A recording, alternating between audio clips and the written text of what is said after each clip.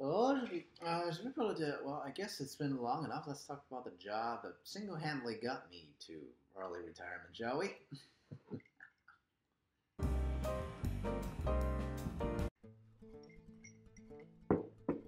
Oh, Zempak here. So I've been not working for the man for over half a decade now. Good lord, I am old. But not old enough to fit most people's idea of retirement yet, that's for sure. I mean, I joke, I spend a lot of time playing pickleball, sure. And that's an old person sport, right? Well, somewhat true, I would say. Just imagine the surprise of the retirees I play with when they're like, shouldn't you be working? I'm just like, nah, I'm good. And since years ago I have talked about my earlier jobs, today I figured I can finally address the elephant in the room. Like, what kind of awesome job actually got me to early retirement and just like not having anyone to answer to well before, the golden age or whatever all old people these days, okay? So today I want to talk about the job itself and whether it was worth stepping away from, if it was such an awesome job, and also whether my experience is replicable, aka is it all just luck or what, right? Because I would like to think that I'm pretty honest. I wouldn't ignore the factor of luck and mistakenly attribute that to skill when not warranted. You believe me, right? I hope so. Anyway, if you're intrigued by what I might say, please subscribe, like, comment, share, and all that social media buzzwords, because I'm rich enough for me, and I'll be great regardless. Now first, let's get the actual job out of the way. Yes, I did end up at a giant FANG company, and that's the secret to my amazing success. Check out the logo here. Check out the logo there. I kid you not. I mean, I've never really hidden that aspect of my life, right? You can see this stuff on the shirts that I'm wearing. I mean, I don't think I have to spell it out, right? Well, the story is only slightly more complicated than that. I mean, would this giant tech company have hired me straight up? I have no idea, because that's not what happened to me, right? Instead, in my late 20s, I joined a startup that did digital ads on mobile devices, aka phones, and not even 2 whole years later, the company got snatched up by said giant tech company. All of a sudden, I no longer worked at an advertising company, as I have all throughout my 20s. Instead, now I work at an online advertising side of a giant tech company that people all over the world know and love. What a change of scenery. I kid you not. It was not only a change of scenery in terms of location and work function, but also, oh boy, in how much I was getting paid. Okay? Let's put it this way, right? I made a few $1,000,000 pre-tax from this job, and all I had to do to retire from work forever was, well, save most of it, okay?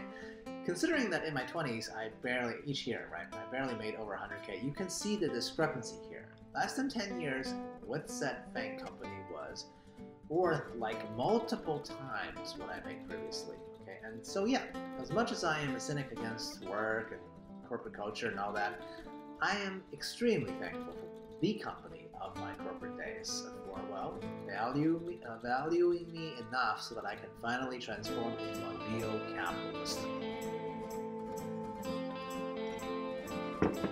So now that I've buttered up the job, I want to talk about how I reached my decision to actually leave that job, right?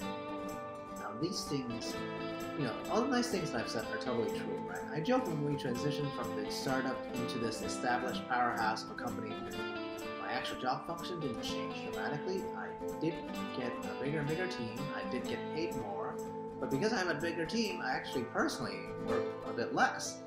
Yes, less. So I think it's fair to say that the world is not a fair place, okay? And I also got to, by the way, travel to a few different continents on the company's dime. In business class as well. Wow, that memory of that first business class flight to like Australia still just feels so satisfying, okay? Alas, none of those things, having a team, better pay, cushy travel, was enough to hold me at this big tech job, right? I think my reasons are just that I am a simple guy. This is a very personal reason, right? Other people I've met might want a giant mansion or the latest Tesla with the most pimped out vacation or whatever. But that's not who I am deep down, right? When I was younger, maybe I wanted some of those things, but at the point in my career when I was at said giant tech company, okay, I was going on a few years already, and I realized that my lifestyle really hasn't changed too much, okay? I made more than 10x when I started, compared to when I started, right? Consistently. But if you caught me on a random weeknight, I am just as likely to be eating some jazzed up instant ramen, okay? I never even order top shelf liquor when I'm out, having fun, because they all get you the same buzz in the end, right? So once I realized that I was not lifestyle inflating, the difference between what the company's paying me and my final adjusted gross income via my tax form was actually larger than my expense of the year. Then the idea of fire really sank in, right? When I left the job, I left more than $1 million worth of potential future company shares at the time on the table, okay? 5 years later, that number probably could have been worth twice that, okay? The joke is, though, another $1 million wouldn't have changed me then any more than it would change me now, so neither would Luna, to be honest. Okay, now I get it. This whole clip so far sounds like me bragging, right? I assure you guys that is not the case, right? What I really want to talk about is how much did luck factor into how I landed this job of a lifetime, right? My lifetime, to be exact. And while I recognize that plenty of factors are involved, luck included, I actually do not think luck was the biggest factor in my case, okay? This is because plenty of peers of mine at the various New York City advertising jobs that I have, they would not have made the same type of decisions that I made because I was willing to go to a startup, while some other people might value stability and stay at the same job, or they would only want to go to well-known companies, right? Ironically, the startup is how I ended up at a well-known company. So I guess what I'm trying to say is that golden opportunities are rare indeed, but each of us has to be put in a position to take advantage of them, right? And me on my wanderlust when it comes to job hopping is just more likely to hit those rare moments in time. Of course, big caveat I have to mention is that I was already comfortable in big cities like New York or the San Francisco Bay Area throughout my career. For those of you out there living in smaller areas with little opportunities, well, maybe it's time to move, right? Because expensive areas are expensive for a reason. They come with a much better access and chance for opportunities and potential success. Simple as that. These days, of course, I look back at the last half of my entire corporate career with nothing but the rosiest of tinted glasses.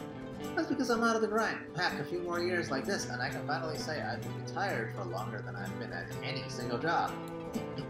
Won't that be the day? Yes, my own journey was made vastly easier than most because I had a job that paid me in less than a decade than what most people won't make in a lifetime. Okay, that path won't be the norm for everyone. I recognize that, but still, just remember, I was a B- student in college who did zero networking, and when I left college, I had a blue-collar job to start. So if I can end up retiring in my 30s, surely the dream is alive and well for almost everyone else, okay? Yeah, so cheers, a la Protion.